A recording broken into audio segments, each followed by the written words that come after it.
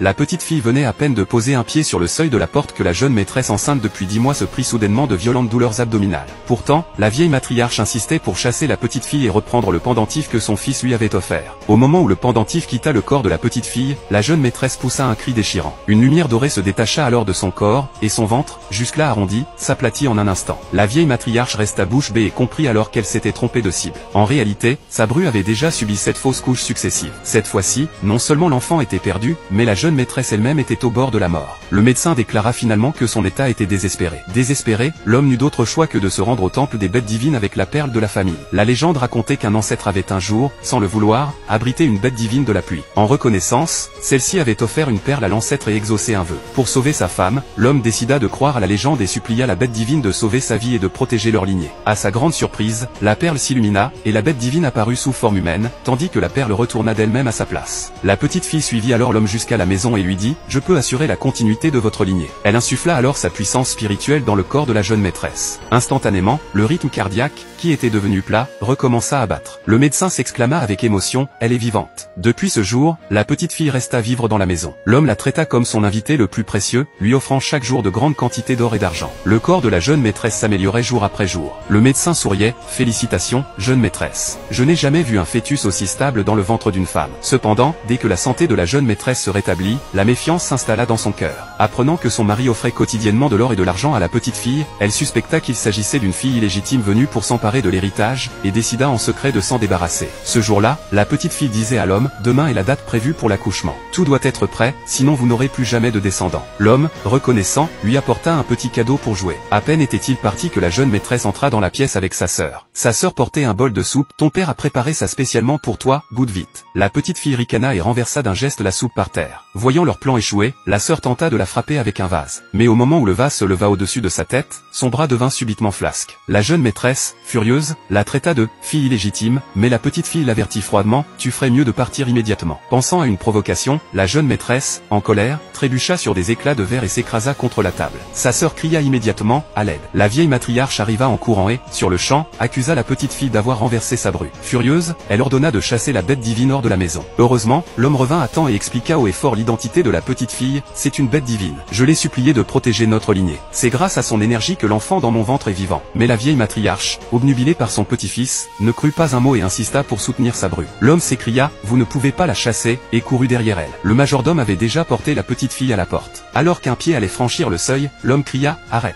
Il s'adressa à sa mère « Maman, elle ne peut pas partir ». La petite fille répondit calmement « Sans ma protection, votre lignée s'éteindra ». La jeune maîtresse intervint « Les médecins ont dit que mon enfant est en parfaite santé, il n'y a aucun danger ». À ces mots, la vieille femme ordonna immédiatement de jeter la petite fille dehors. Voyant la détermination de la vieille femme, la petite fille cessa de résister et dit au majordome « Laissez-moi, je peux marcher seule ». À peine avait-elle posé le pied sur le seuil que la jeune maîtresse poussa un cri de douleur. L'homme se précipita, la prit dans ses bras et la supplia de sauver l'enfant. Se souvenant de sa promesse à l'ancêtre de l'homme, la petite fille céda finalement et sortit une fiole de médicaments. « C'est une pilule protectrice que j'ai créée grâce à 1000 ans de cultivation. Faites-la prendre vite ». L'homme la remercia et lui remit le médicament. Mais la jeune maîtresse, furieuse, se jeta au sol et cria « Ne crois pas que je ne sais pas. Tu fais tout ça juste pour garder cette fille illégitime ». L'homme tenta encore de ramasser la pilule, mais la vieille matriarche le gifla et cria « Tu es aveuglé. Trompé à souhait. Aujourd'hui, je vais faire justice pour ta bru ». Elle s'élança, arracha la perle de la petite fille. L'homme cria « Non ». Mais il était trop tard. La jeune maîtresse poussa un cri de douleur. La vieille femme pensa qu'elle allait accoucher, mais en un instant, son ventre s'effondra sous ses yeux. L'ancienne, effondrée, cria « Mon petit-fils, où est-il passé ?